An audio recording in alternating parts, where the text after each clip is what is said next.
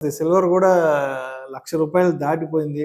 చాలా మంది చెప్తున్నారు బంగారం కొనడం కంటే ఇప్పుడు సిల్వర్ కొనిపెట్టుకుంటే రానున్న రోజుల్లో అదే బంగారంకి వచ్చేంత వాల్యూ రాబోతుందన్నారు కాబట్టి అవును. ఎందుకు ఇంత బజ్ క్రియేట్ అవుతుంది సిల్వర్‌కి సంబంధించి కూడా అసలు? సిల్వర్‌కి ఏమవుతుందంటే sir main substitute product. Gold కొనలేని వాళ్ళందరూ ఇప్పుడు 1 గ్రామ్ గోల్డ్ లాగా సిల్వర్ ఐటెమ్స్‌కి వచ్చేసారు.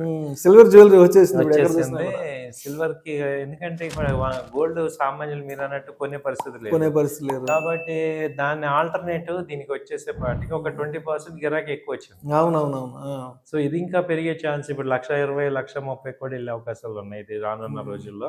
కాబట్టి ఎందుకంటే ఇప్పుడు ఒరిజినల్‌గా సిల్వర్‌కి ఇండస్ట్రియల్ యూసేజ్ ఉంది. ఇండస్ట్రియల్ కన్సంప్షన్ ఎక్కువైపోయింది. ఎక్కువుంది. సోలార్ ప్యానెల్స్, అవునండి. మొబైల్ స్క్రీన్స్ కమ్యూనికేషన్స్ అవును. వాటిల్లో అంతా కూడా. అన్నిట్లో వాడుతున్నాం. అదెటు ఉంది.